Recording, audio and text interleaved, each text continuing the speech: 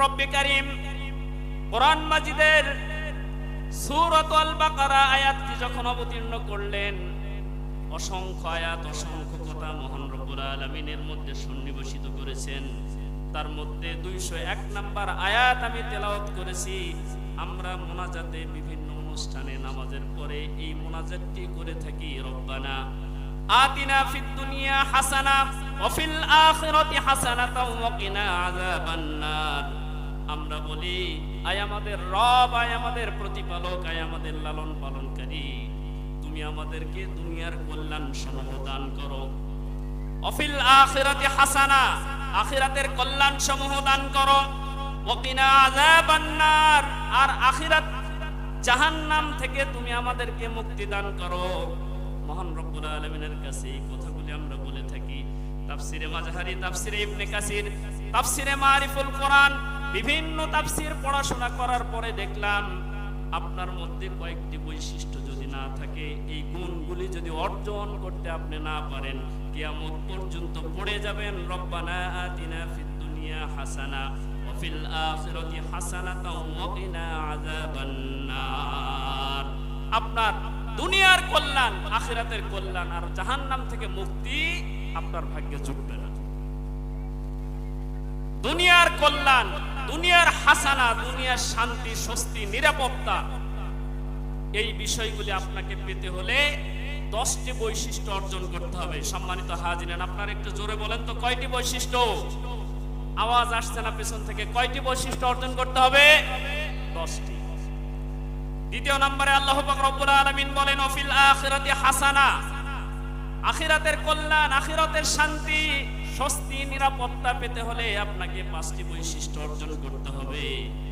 আর last point রয়েছে ওয়াকিনা আযাবান নার, জাহান্নাম থেকে মুক্তি পেতে হলে আপনাকে একটি বৈশিষ্ট্য অর্জন করতে হবে।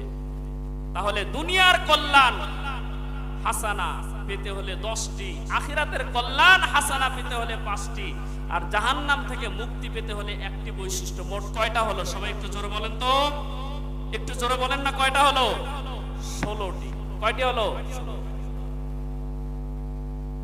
কোন ভূমিকা নয়।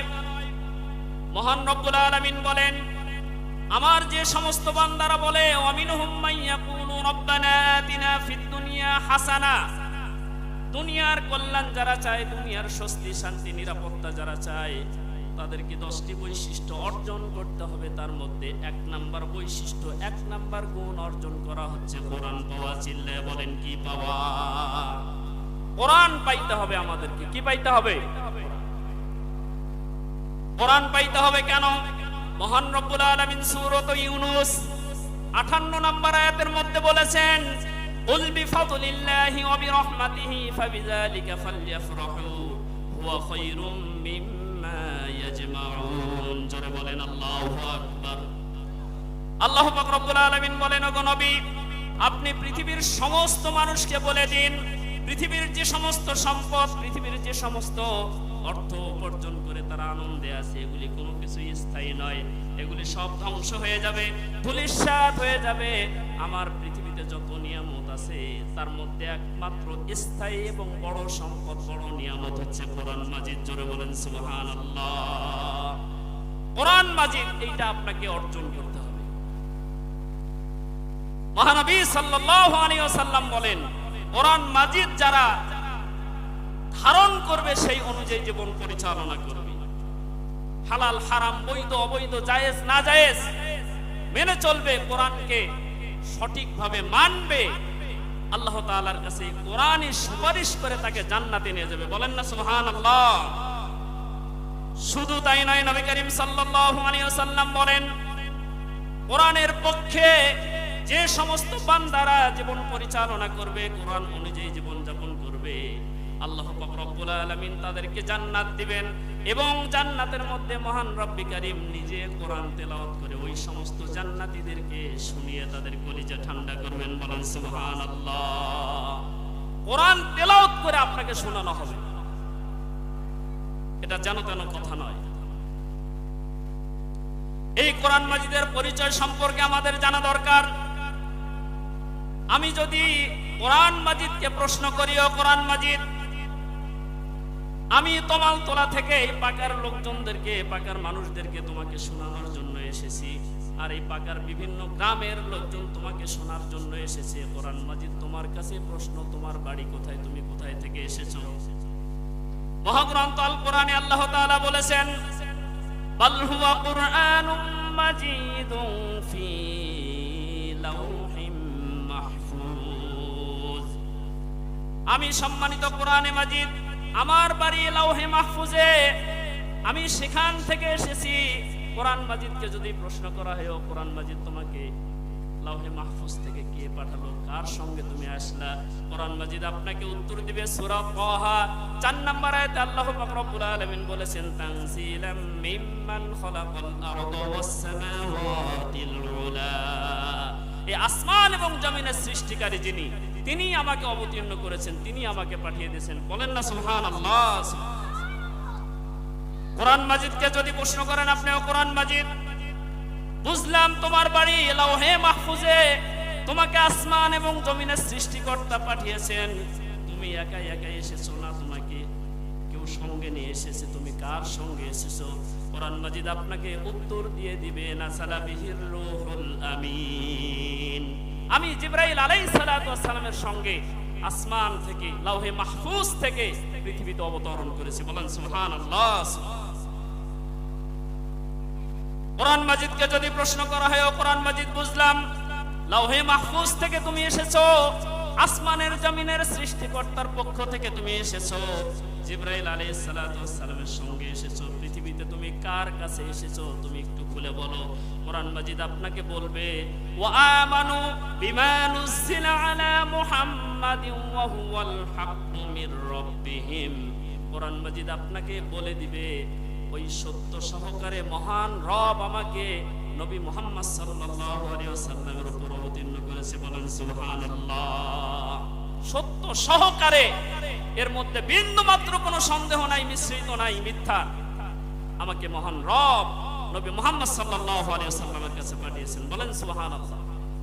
এইভাবে একাধারে যদি কোরআনকে আপনি প্রশ্ন করতে থাকেন, কোরআনকে যদি প্রশ্ন করা হয়, কোরআন মাজিদ শোনো, আজকে 9 তারিখ পাকা দাওয়াতুল হক হাফিজিয়া মাদ্রাসার উদ্যোগে তোমাকে নিয়ে আলোচনা হবে। আজকে তো 9 তারিখ ডিসেম্বর মাসের। কোরআন মাজিদ তুমি পৃথিবীতে এসেছিলে, তোমার কোনো তারিখ আছে কিনা, তোমার কোনো মাস আছে কিনা, কোন মাসে তুমি নাজিল হয়েছো, মুহাম্মদ সাল্লাল্লাহু আলাইহি ওয়াসাল্লামের উপর অবতীর্ণ হয়েছো? কোরআন মাজিদ আপনাকে বলে দিবে, শাহরু রমাদানাল্লাযী উনজিলা ফীহিল কুরআন। বলেন সুবহানাল্লাহ। আমি রমজান মাসে মুহাম্মদ সাল্লাল্লাহু আলাইহি ওয়াসাল্লামের উপর অবতীর্ণ হয়েছি। কোরআন মাজিদকে যদি আপনি আবারও প্রশ্ন করো, বুঝলাম তুমি রমজান মাসে অবতীর্ণ হয়েছো, ও কোরআন মাজিদ তোমার কাছে জানতে চাই, তুমি দিনে অবতীর্ণ হয়েছো না রাত্রিতে অবতীর্ণ হয়েছো? কোরআন মাজিদ আপনাকে আনসার দিয়ে দিবে, ইন্না আনজালনাহু ফি লাইলাতিল কদর। নিশ্চয়ই আমি অবতীর্ণ হয়েছি কদরের রজনীতে। চিৎকার দিয়ে বলেন সুবহানাল্লাহ। কোরআন মাজিদকে যদি আপনি প্রশ্ন করেন, ও কোরআন মাজিদ, তোমার এত মর্যাদা, এত দাম, তুমি যে রাত্রিতে অবতীর্ণ হয়েছো, রাত্রির মর্যাদা কেমন? কোরআন মাজিদ আপনাকে বলে দিবে, লাইলাতুল কদরি খায়রুম মিন আলফি শাহর। ও পৃথিবীবাসীরা, তোমরা শুনে রাখো, আল্লাহ পাক রব্বুল আলামিন বলেছেন, আমি যেই রাত্রিতে অবতীর্ণ হয়েছি সেই রাত্রির মর্যাদা মহান রব বাড়িয়ে দিয়ে 1000 মাসের চাইতে উত্তম করে দিয়েছেন। বলেন সুবহানাল্লাহ। কোরআন মাজিদকে যদি প্রশ্ন করা হয়, তোমার মর্যাদা এমন, তোমার ফজিলত এমন, ও কোরআন মাজিদ, তোমাকে যদি আমি না মানি আমার কি হবে, আর মানলে তোমাকে কি হবে? কোরআন মাজিদ আপনাকে অ্যানসার দিয়ে দিবে সূরা আয-যুখরুফ থেকে। আল্লাহ পাক রব্বুল আলামিন বলেন, ওয়া ইন্নাহু লাযিকরুল লাকা ওয়া লিকওমিকা ওয়া সাওফা তুসআলুন। কোরআন মাজিদ যারা মানবে না, কোরআন মাজিদ যারা ধারণ করবে না, এই সম্পর্কে আল্লাহ তাআলা কিয়ামতের দিন তাকে প্রশ্ন করবেন, জবাবদিহির আওতায় নিয়ে আসবেন। আবার কোরআন মাজিদকে যদি বলা হয়, বুঝলাম আল্লাহ তাআলা আমাকে প্রশ্নের আওতায় নিয়ে আসবেন, জবাবদিহি করবেন, আমি যদি তোমাকে না মানি, আমার ব্যাপারে আল্লাহ তাআলার কাছে কেউ অভিযোগ করবে কিনা, আমার ব্যাপারে তোমার কাছে কেউ নালিশ করবে কিনা, আল্লাহর কাছে তোমার সম্পর্কে কেউ মামলা দায়ের করবে কিনা? কোরআন মাজিদ সূরাতুল ফুরকানের 30 নম্বর আয়াতে বলে ফেলেন, ওয়াকালার রাসূলু ইয়া রাব ইন্না কওমাত্তাখাযু হাযাল কুরআনা মাহজুরা। সেদিন নবী করিম সাল্লাল্লাহু আলাইহি ওয়াসাল্লাম কোরআন যারা মানবে না তাদের সম্পর্কে অভিযোগ দায়ের করবেন, মামলা দায়ের করবেন, আর এই মামলার কারণে অনেক মানুষ সেদিন লাঞ্ছিত অপমানিত হবে। সকলেই বলেন নাউজুবিল্লাহ। কোরআন মাজিদকে যদি বলা হয় কোরআন মাজিদ বুঝলাম তুমি কেন নাজিল হয়েছো, কোরআন মাজিদ আপনাকে বলবে হুদাল লিন-নাসি ওয়া বাইয়িনাতিম মিনাল হুদা ওয়াল ফুরকান, আমি মানুষের হেদায়েতের জন্য নাজিল হয়েছি। অন্যত্র আল্লাহ তাআলা বলেছেন সূরা ইব্রাহিমে, কিতাবুন আনসালনাহু ইলাইকা লিতুখরিজান নাস মিনাজ যুলুমাতি ইলান নূর। বলেন সুবহানাল্লাহ। আমি কোরআন নাজিল হয়েছে মানুষের মধ্য থেকে অন্ধকার, পাপাচার, দুরাচার, অন্যায়, অবিচার দূর করে তাকে একটা সুন্দর আলোকময় জীবন উৎসর্গ করে দান করার জন্য। সকলে চিল্লা বলেন সুবহানাল্লাহ, সুবহানাল্লাহ। সম্মানিত হাজিরিন, এইভাবে কোরআন মাজিদকে যদি একের পর এক প্রশ্ন করা যায় তাহলে কোরআন মাজিদ আপনাকে হাজারো প্রশ্নের অ্যানসার দিবে আয়াত দিয়েই, একটা কথাও বাংলা দিয়েও বলতে হবে না। কোরআন মাজিদকে যদি প্রশ্ন করা যায়, কোরআন মাজিদ তুমি যে মুহাম্মদ সাল্লাল্লাহু আলাইহি ওয়াসাল্লামের উপর নাজিল হয়েছো, যদি মানুষের উপর নাজিল না করে আল্লাহ তাআলা অন্য কোথাও নাজিল করতেন তাহলে কি পরিস্থিতি হতো? কোরআন মাজিদ সূরাত হাসরের মাধ্যমে উত্তর দিয়ে দেয়। কোরআন মাজিদ বলেই ফেললেন, লাউ আনসালনা হাযাল কুরআনা আলা জাবালিন লারাআইতাহু খাশিআম মুতাসাদ্দিআম মিন খাশিয়াতিল্লাহ। আমি কোরআন মাজিদকে যদি আল্লাহ তাআলা ওই পাহাড়ের উপর নাজিল করতেন, পাহাড়টা চূর্ণ বিচূর্ণ হয়ে যেত, ভেঙে যেত। আমার ভার তারা, আমার ওজন তারা, ওয়েট তারা গ্রহণ করতে পারতো না। বলেন না সুবহানাল্লাহ। কোরআন মাজিদকে যদি প্রশ্ন করা হয়, ও কোরআন মাজিদ তোমাকে শোনার জন্য আমরা এসেছি, এই শুনতে গিয়ে অনেকে অনেক ধরনের কটু কথা বলে, অনেকে বাধাগ্রস্ত করে, তাদের পরিচয় তুমি তুলে ধরো তারা কে। সূরা সাজদার মধ্যে মহান রব্বুল আলামিন বলেছেন, ওয়াকালাল্লাযীনা কাফারু লা তাসমাউ লিহাযাল কুরআনি ওয়ালগাউ ফীহি লাআল্লাকুম তাগলিবুন। আল্লাহ পাক রব্বুল আলামিন বলেন, ও পৃথিবীবাসীরা শুনে রাখো, তোমরা আমার কোরআনকে শুনতে, পড়তে, তেলাওয়াত করতে, এর ব্যাখ্যা আলোচনা শুনতে গেলে যারা বাধাগ্রস্ত করবে জেনে নিও তারা অবশ্যই তারা কাফের। চিৎকার দিয়ে বলেন সুবহানাল্লাহ। তারা কারা সবাই বলেন তো? এইভাবে কোরআন মাজিদের পরিচিতি একের পর এক আয়াত আপনি পড়বেন আর আল্লাহ তাআলা আপনাকে সুন্দর সুন্দর জবাব দিয়ে। সম্মানিত হাজিরিন, এজন্য আমি বললাম দুনিয়ার কল্যাণ, দুনিয়ার হাসানা পেতে হলে আমাদেরকে এক নম্বরে কোরআন মাজিদ পেতে হবে। সবাই বলেন তো কি পেতে হবে? দুই নম্বরে তাফসীরের মধ্যে এসেছে দুনিয়ার কল্যাণ, দুনিয়ার হাসানা, দুনিয়ার শান্তি, স্বস্তি, নিরাপত্তা অর্জন করতে হলে শুধু কোরআন পেলেই চলবে না। দুই নাম্বার কোন অর্জন আপনাকে করতে হবে? কোরআন থেকে হেদায়েত পাইতে হবে। বলেন সুবহানাল্লাহ। কোরআন থেকে কি পাইতে হবে? হেদায়েত। আমরা গর্ব করে বলতে পারি, অহংকার করে বলতে পারি আমরা মুসলমানের ঘরের সন্তান, মুসলমান। বর্তমান পৃথিবীতে 800 কোটির মতো মানুষ বসবাস করে, তার মধ্যে প্রায় 200 কোটি মুসলমান। 200 কোটি মুসলমান গর্ব করে বলে যে আমরা কোরআন পেয়েছি। এই কথাটা যেমন সত্য, সবাই তেমনি বলতে পারবে না যে কোরআন থেকে হেদায়েত পেয়েছি। কোরআন থেকে হেদায়েত পাওয়া যায়? সবাই পায় না। আল্লাহ পাক রব্বুল আলামিন বলেন সূরাতুল বাকারা, ইউদিল্লু বিহি কাসীরান ওয়া ইয়াহদি বিহি কাসীরা ওয়া মা ইউদিল্লু বিহি ইল্লাল ফাসিকিন। যারা পাপাচার, গুনাহ করে, অধিক পরিমাণ গুনাহ করে, কোরআন তাদেরকে হেদায়েত দেয় না। কোরআন তাদেরকে কি দেয় না? হেদায়েত দেয় না। শুধু তাই নয়, সূরাতুল কসসের মধ্যে এসেছে, ওয়ান আতলুল কুরআন ফামান ইহতাদা ফাইন্নামা ইয়াহতাদি লিনাফসিহি। যারা কোরআন তেলাওয়াত করে তাদেরকে কেবল কোরআন হেদায়েত দান করে, আর যারা কোরআন থেকে দূরে থাকে তাহলে তাদেরকে কোরআন গোমরাহ করে দেয়। বলেন সুবহানাল্লাহ। কোরআন তাদেরকে গোমরাহের মধ্যে নিমজ্জিত করে। আমরা জানি কোরআন জানলেই, কোরআন পেলেই কোরআন আপনাকে হেদায়েত দিবে না। যেমন আমাদের নোয়াখালী জেলার একজন ভদ্রলোক ছিল গিরিশচন্দ্র সেন। গিরিশচন্দ্র সেন। উনি কোরআন মাজিদের এক একটা শব্দের 8টা 10টা করে অর্থ বলতে পারত। গ্রামাটিক্যাল জ্ঞান তার ছিল, কোরআন খুব ভালো বুঝতেন। কোরআন মাজিদের তিনি বঙ্গানুবাদ করেছেন, কিন্তু কোরআন তাকে হেদায়েত দেয়নি, আল্লাহ তাআলা তাকে হেদায়েত দেয়। সাম্প্রতিক সময় এই যে আবুল সরকার বাউল ফাউল কোরআন জানে কিন্তু কোরআনকে নিয়ে ব্যঙ্গ করেছে। কুল আউযু বিরাব্বিন নাসে, মালিকিন নাসে, ইলাহিন নাসে। নাসার কথা আল্লাহ কোরআনে বলছেন, তাই মানুষ নাচেন। সকলে বলেন নাউজুবিল্লাহ। এই পাপাচার দুরাচার কোরআন থেকে হেদায়েত পায়নি। আমরা জানি বাংলাদেশের একটা কওম, একটা জাতি, একটা গোষ্ঠী কাদিয়ানী সম্প্রদায়, গোলাম আহমদ কাদিয়ানী। তারা কোরআন মাজিদকে সম্পূর্ণ অস্বীকার করে তা নয়। 22 নম্বর পারা 2 নম্বর পৃষ্ঠার সূরাত আহজাবের 58 নম্বর আয়াতের একটা অংশ তারা অস্বীকার করে। আয়াতটা কি?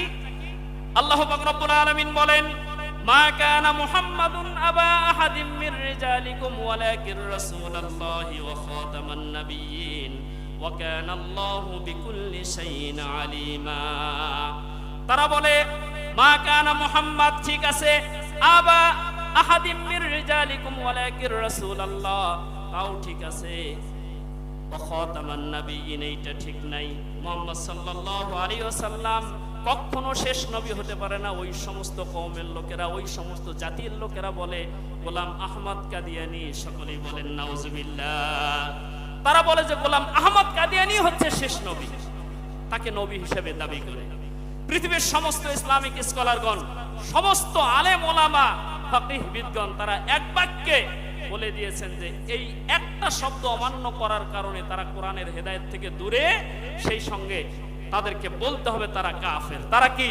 সবাই জোরে বলেন তো, তারা কি? কাফের। তাফসিরে মারিফুল কোরআনের মধ্যে আমি একটা ঘটনা পড়েছি। ঘটনাটি অত্যন্ত চমৎকার শিক্ষণীয় বিষয়। নবী করিম সাল্লাল্লাহু আলাইহি ওয়াসাল্লামের জলিলুল কদর সাহাবী হযরত আমিরুল মুমিনিন ওমর রাদিয়াল্লাহু তাআলা আনহুর ঘটনা। তিনি যখন ইসলামের দ্বিতীয় খলিফা হযরত আমিরুল মুমিনিন ওমর রাদিয়াল্লাহু তাআলা আনহুর একটি বৈশিষ্ট্য ছিল, একটি গুণ ছিল। তারা রাষ্ট্র যখন পরিচালনা করতেন ওমর রাদিয়াল্লাহু তাআলা আনহু, তার একটি বৈশিষ্ট্য ছিল, রাতের আধারে বেরিয়ে গিয়ে তিনি মানুষের দুঃখ দুর্দশা অবলোকন করতেন। কোন মানুষ কোন অসুবিধার মধ্যে আছে, খাদ্য অনাহারে ভুগছে কিনা, এই দৃশ্য দেখার জন্য তিনি রাজদরবার ছেড়ে গভীর প্রত্যন্ত অঞ্চলে তিনি চলে যেতেন। এমনি ভাবে একদিন আমিরুল মুমিনিন হযরত ওমর রাদিয়াল্লাহু তাআলা আনহু গভীর রজনীতে তিনি চলে গেলেন মানুষের দুঃখ দুর্দশা দেখার জন্য। একটি বাড়ির নিকটে অবস্থান করলেন। এমন সময় বাড়ির ভেতর থেকে কাঁদো কাঁদো আওয়াজ আসছে। একটি বয়স্ক মহিলার কণ্ঠ। বয়স্ক মহিলা তার মাকে ইন্ডিকেট করে তার মেয়েকে লক্ষ্য করে বলছেন, মেয়ে তুমি দুধের মধ্যে পানি মিশাও। দুধের মধ্যে কি মেশানোর কথা বলছে? পানি মিশাও। ওই বৃদ্ধ মহিলা গোয়ালিনী ছিলেন। তার বাড়িতে গাভী গরু ছিল। এই গাভী গরুর দুধটা দহন করে তিনি বাজারে বিক্রি করতেন, আর ওই বিক্রি করা টাকা দিয়ে তিনি সংসার পরিচালনা করতেন। সেই দিন গাভীর দুধ কম হওয়ার কারণে তার মেয়েকে বলছে, মেয়ে দুধের মধ্যে তুমি পানি মিশাও, দুধ যদি বেশি না হয় আমরা বিক্রি করতে পারবো না, সবাইকে দুধ দিতে পারবো না, আর যদি দুধ সবাইকে না দিতে পারি টাকা আসবে না, টাকা না আসলে তো আমাদের সংসার চলবে না। এইভাবে মেয়েকে বারংবার এই অন্যায় অপরাধ করার জন্য বৃদ্ধ মহিলা তাগিদ দিচ্ছেন। এমন সময় মেয়ে বললেন যে, না মা, তুমি এইটা কেমন ধরনের কথা বলো, এইটা তো মহা অন্যায়, মহা পাপ। তার কারণ আল্লাহ পাক রব্বুল আলামিন কোরআন মাজিদে বলেছেন, সূরাতুল বাকারা 42 নম্বর আয়াত, আল্লাহ পাক রব্বুল আলামিন বলেন, ওয়ালা তালবিসুল হাক্কা বিল বাতিলি ওয়া তাকতুমুল হাক্কা ওয়া আনতুম তা'লামুন। ও মা, তুমি আমাকে সত্যের সঙ্গে মিথ্যা মিশ্রিত করতে বলো কেন? মিথ্যার সঙ্গে সত্য মিশ্রিত করতে বলো কেন? আর এইটা তো মহা অন্যায়, যেই অন্যায়টা স্বয়ং আল্লাহ পাক রব্বুল আলামিন পছন্দ করেন না। আমি এইটা করতে পারবো না, এইটা কোনোভাবেই সম্ভব নয়। সত্য গোপন করা, সত্যের সঙ্গে মিথ্যাকে মিশ্রিত করা, এই সমস্ত মানুষদেরকে আল্লাহ পাক রব্বুল আলামিন কিয়ামতের ময়দানে কঠিন শাস্তির মধ্যে নিমজ্জিত করবেন। আমার দ্বারা এটা হবে না। গোয়ালিনী বারবার তার মেয়েকে বলছেন, তোমার এত কথা বলার দরকার নাই। যদি আমরা এই দুধটা সঠিকভাবে বাজারে বিক্রি করতে না পারি, তাহলে তো আমাদের অর্থ আসবে না, টাকা আসবে না, আমরা সংসার পরিচালনা করতে পারবো না। মেয়েকে বারবার বলছে, তুমি দুধের মধ্যে পানি মেশাও। মেয়ে বলছে, কখনো সম্ভব নয়। আবার কোরআনের আয়াত দিয়ে মাকে মেয়ে বলেই ফেললো, মা তুমি কি পড়ো নাই?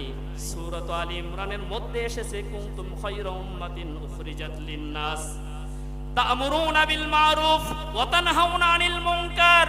ও মা, পৃথিবীর মধ্যে একটা মানুষ থাকবে, একটা দল থাকবে, এক শ্রেণীর মানুষজন থাকবে যারা কেবল সত্যকে মানুষের সামনে উন্মোচন করবে, ভালো কাজের দিকে মানুষকে আহ্বান করবে, অন্যায় কাজ থেকে মানুষকে বিরত রাখবে। এজন্যই তো আল্লাহ পাক রব্বুল আলামিন আমাদেরকে প্রতিনিধি করে পাঠিয়েছেন। এইটা আমার দ্বারা কখনো সম্ভব নয়। এই কথাগুলি হযরতে আমিরুল মুমিনিন ওমর রাদিয়াল্লাহু তাআলা আনহু তিনি ঘরের কোনায় দাঁড়িয়ে শুনছিলেন। মেয়ের কথাতে আমিরুল মুমিনিন আশ্চর্য হয়ে যাচ্ছেন। কেমনে ভাবে মা নিজের মেয়েকে অপরাধ করার জন্য বারবার তাগিদ দিচ্ছে, আর মেয়ে হিকমতের সহিত সত্যকে, আল্লাহর দ্বীনকে, আল্লাহর কোরআনকে তার মায়ের সামনে তুলে ধরছে। অথচ এখান থেকে মেয়ে হেদায়েত পেয়েছে আর মা হেদায়েত পায়নি। সকলের বলে সুবহানাল্লাহ। মেয়েটা কোরআনের হেদায়েতের উপর প্রতিষ্ঠিত, তার দ্বারা অন্যায় হচ্ছে না, কিন্তু মা কোরআন থেকে হেদায়েত পায়নি। আমিরুল মুমিনিন হযরত ওমর রাদিয়াল্লাহু তাআলা আনহু কি করলেন? এত দূর পর্যন্ত শোনার পরে হযরতে আমিরুল মুমিনিন তিনি নিজেই চিন্তা করলেন, এইভাবে যখন একজন মানুষ আরেকজন মানুষকে অপরাধ থেকে বিরত থাকার কথা বলে, আল্লাহ পাক রব্বুল আলামিন তাদের ব্যাপারে কোরআন মাজিদে মেসেজ দিয়েছেন, ওয়া উজলিফাতিল জান্নাতু লিল মুত্তাকিন। যারা আল্লাহকে ভয় করে তাদের জন্য জান্নাতের সমস্ত দরজা উন্মুক্ত থাকবে। ওই ব্যক্তি জান্নাতের যে দরজা দিয়ে ইচ্ছা জান্নাতের মধ্যে প্রবেশ করবে। সুতরাং এই মেয়ে তো যেন তেন মেয়ে নয়, এই মেয়ে স্বয়ং আল্লাহকে ভয় করে। আল্লাহকে ভয় করার কারণে মেয়েটাকে হযরত আমিরুল মুমিনিনের পছন্দ হয়ে গেল। তিনি আবারও বললেন, দেখি মেয়েটা কি করে। তৃতীয়বার যখন আবার মেয়েকে মা বলছে, ও মেয়ে, পানির দুধের মধ্যে মিশিয়ে দাও, দুধটাকে তুমি বেশি করে, বললেন যে না, এটা কখনো সম্ভব নয়। ও মা, তুমি জানো না আমরা যেই রাষ্ট্রের মধ্যে বসবাস করছি, আমরা যেই দেশের মধ্যে বসবাস করছি, এই দেশে কোরআনের আইন প্রতিষ্ঠা রয়েছে। হযরত আমিরুল মুমিনিন ওমর রাদিয়াল্লাহু তাআলা আনহু এই দেশের সরকার। যদি তোমার আর আমার এই অপরাধের কথা তার কানে যায়, তিনি যদি জানতে পারেন, তোমারও কল্লা থাকবে না, আমারও কল্লা থাকবে না।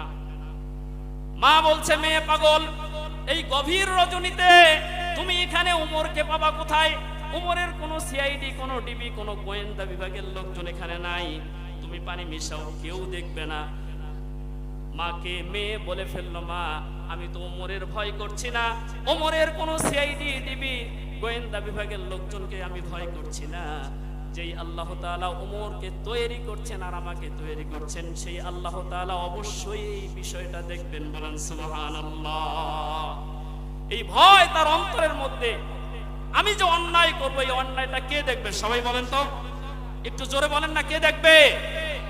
আমাদের মধ্যে এই আছে যে আমি একটা অন্যায় করলে একজন দেখেন। অনেক মানুষ আছে, আপনাদের এই এলাকায় নাই, আমাদের এলাকায় আছে, দুধে পানি মিশায়। দুধে পানি মিশানো হারাম। সবাই একটু চিৎকার দিয়ে বলেন তো কি? আরেকবার জোরে বলেন কি? বেশি কথা বলবো না, একটা মেসেজ নিয়ে যাবেন, শুধু আপনার জীবন পরিবর্তন হয়ে যাবে। দুধে পানি মেশানো কেন হারাম? সায়েন্টিফিক ব্যাখ্যা আমি বলছি, গবেষণা করে কথাগুলো আমি বলছি। পৃথিবীর মধ্যে যত খাদ্য আছে, সমস্ত খাদ্য আপনি খাবেন, আপনার ক্ষুধা মিটবে, বাট তৃষ্ণা মিটবে না, পিপাসা মিটবে না। আবার পৃথিবীর মধ্যে যত পানীয় আছে, যত তরল পদার্থ, খাবার আছে, সবগুলি আপনি খাবেন, আপনার তৃষ্ণা মিটবে, ক্ষুধা মিটানোর উপকরণ নাই, ক্ষুধা মিটবে না। কিন্তু আল্লাহ পাক রব্বুল আলামিন দুধ এমন একটা খাবার, সূরা নাহলের মধ্যে এসেছে তাফসিরে, দুধ হচ্ছে এমন একটা খাবার যেই খাবারটা খেলে ক্ষুধাও মেটে, তৃষ্ণাও মেটে। চিৎকার দিয়ে বলেন সুবহানাল্লাহ। এজন্য দুধের মধ্যে পানি মেশানো কি ভালো কাজ না খারাপ কাজ? চিল্লায় জোরে বলেন, ভালো কাজ না খারাপ কাজ? চিকিৎসা বিজ্ঞানীরা বলেছেন milk is an ideal food. Ideal drink বলেন নাই, আইডিয়াল ফুড। এটা তো ড্রিঙ্ক হওয়ার কথা, যেহেতু যতক্ষণ পর্যন্ত মাখন না হবে, ঘি না হবে, দই না হবে, ততক্ষণ পর্যন্ত এইটা তরল। এটা কি সবাই জোরে বলেন তো? তরল। এটা ড্রিঙ্ক হওয়ার কথা ছিল, কিন্তু চিকিৎসা বিজ্ঞানীরা বলেছেন milk is an ideal food. এইটা একটা আদর্শ খাবার, যে খাবারের মধ্যে ক্ষুধা তৃষ্ণা মিটানোর দুইটাই উপকরণ আছে। বলেন সুবহানাল্লাহ। হযরতে আমিরুল মুমিনিন ওমর রাদিয়াল্লাহু তাআলা আনহু, যে মেয়ে তার মাকে কোরআন থেকে আল্লাহর ভয় এই বিষয়টাকে বারবার বুঝাচ্ছিলেন, আমিরুল মুমিনিন ওমর রাদিয়াল্লাহু তাআলা আনহু অত্যন্ত পছন্দ হয়ে গেল। ওই বাড়ির দরজায় একটা খোসা দিয়ে ক্রস চিহ্ন দিলেন, দিয়ে আমিরুল মুমিনিন ওমর রাদিয়াল্লাহু তাআলা আনহু তিনি বাড়িতে চলে গেলেন। পরের দিন রাজদরবার জমজমাট। তার ছেলে আব্দুল্লাহ রাদিয়াল্লাহু তাআলা আনহু তাকে ডাকা হলো, বললেন, ও আব্দুল্লাহ, তোমাকে আমি বড্ড ভালোবাসি, তোমার বয়স হয়ে গেছে বিবাহ করার মতো, দীর্ঘদিন যাবত তোমাকে বিবাহ দেওয়ার জন্য পাত্রী খুঁজতেছিলাম। ও আমার ছেলে, তোমার জন্য আমি একটা আল্লাহ ভীরু মুত্তাকি পরহেজগার একটা পাত্রী পেয়েছি। তুমি যদি বিবাহ করো, অবশ্যই তোমার বিবাহের জন্য আমি সেখানে প্রস্তাব দেব। আব্দুল্লাহ বললেন, ওগো ওমর আল খাত্তাব, আপনি আমার পিতা, আমি জানি আপনি যে সিদ্ধান্ত নেবেন, আপনি যে আমার ব্যাপারে একটা পদক্ষেপ নেবেন, এইটা কখনো ভুল হতে পারে না। আপনি যেই মেয়েকে আমার জন্য চয়েস করেছেন, পছন্দ করেছেন, বলছেন তাকওয়াবান পরহেজগারী পর্দানিশীন, অবশ্যই আপনার অনুমতি অনুযায়ী আমি আমার ওই মেয়েকে বিবাহ করতে চাই। বলেন সুবহানাল্লাহ। তার ছেলের সঙ্গে ওই মেয়েকে বিবাহ দিবেন, এই মর্মে দুইজন চাকরকে ডাকা হলো। বললেন, তোমরা এইদিকে আসো, অমুক এলাকার মধ্যে চলে যাও। আমি গতকাল রাত্রিতে সেখানে গিয়েছিলাম, ওই বাড়ির দরজায় একটা ক্রস চিহ্ন দিয়ে এসেছি, সেখানে মা এবং মেয়ে বসবাস করে, সম্মানের সহিত তাদেরকে তোমরা উঠিয়ে নিয়ে আসো। হযরত আমিরুল মুমিনিন ওমর রাদিয়াল্লাহু তাআলা আনহুর কথা অনুযায়ী মা এবং মেয়েকে উঠিয়ে নিয়ে আসা হলো। মা এবং মেয়ে দণ্ডায়মান, ওমর রাদিয়াল্লাহু তাআলা আনহু বসা। মাকে বলছেন, গোয়ালিনী, তুমি কি আমাকে চেনো? বললেন, না, আমি এই রাজ্যের প্রেসিডেন্ট হযরত আমিরুল মুমিনিন ওমর রাদিয়াল্লাহু তাআলা আনহু। আমি এই রাজ্যের প্রেসিডেন্ট হয়ে তোমাকে একটা অফার করছি, তোমাকে একটা আমি প্রস্তাব দিচ্ছি, তোমার মেয়েকে আমার পুত্রবধূ বানাতে চাই, তুমি রাজি কিনা? ওই গোয়ালিনী তিনি বলে ফেললেন, রাজি মানে তো আমার কপাল, আমি কোথায় একজন গরিব মানুষ গোয়ালিনী, আর আপনি প্রেসিডেন্ট, আপনার ছেলের সঙ্গে আমার মেয়েকে বিবাহ দিবেন, এইটা তো আমার রাজকপাল, আমি অবশ্যই রাজি, আপনি বিবাহের ব্যবস্থা করেন। হযরতে ওমর রাদিয়াল্লাহু তাআলা আনহু বললেন, তুমি কি বিন্দু মাত্র ভাবলে না কি কারণে তোমার উপরে আমি রাজি হয়েছি? গোয়ালিনী বলছে, এখানে ভাবার কোনো কাজ নাই, আমার মেয়েকে আমি অত্যন্ত চিন্তায় ছিলাম যে আমি কোথায় তাকে সর্বপাত্রস্থ করব। বললেন, গোয়ালিনী শোনো, গতকাল রাত্রিতে তোমার মেয়েকে যে তুমি দুধের মধ্যে পানি মেশানোর জন্য বারবার পিড়াপিড়ি করছিলে, আর তোমার মেয়েটা তোমাকে কোরআন দিয়ে বারবার নিষেধ করছিল, আল্লাহর ভয় দেখাচ্ছিল, জাহান্নামের ভয় দেখাচ্ছিল। সত্যের সঙ্গে মিথ্যাকে মিশ্রিত করা যাবে না, মিথ্যার সঙ্গে সত্যকে মিশ্রিত করা যাবে না, জেনে শুনে সত্যকে গোপন করা যাবে না, এটা মহা অন্যায়। এই ব্যাপারে যখন তোমাকে বুঝাচ্ছিল, এইটা আমার অত্যন্ত ভালো লেগেছে, এজন্য তোমার মেয়েকে আমি পুত্রবধূ হিসেবে গ্রহণ করতে চাই। সঙ্গে সঙ্গে গোয়ালিনী আমিরুল মুমিনিন হযরত ওমর রাদিয়াল্লাহু তাআলা আনহুর পা জড়িয়ে ধরলেন আর ক্ষমা চাইছেন। বললেন, না, ক্ষমা চাওয়ার কোনো কাজ নাই, আমার কাছে ভালো লেগেছে এই বিষয়টা। যদি কোনো মানুষের অন্তরে আল্লাহর ভয় থাকে, পৃথিবীর সমস্ত গুনাহ থেকে সে বিরত থাকতে পারে। বলেন সুবহানাল্লাহ।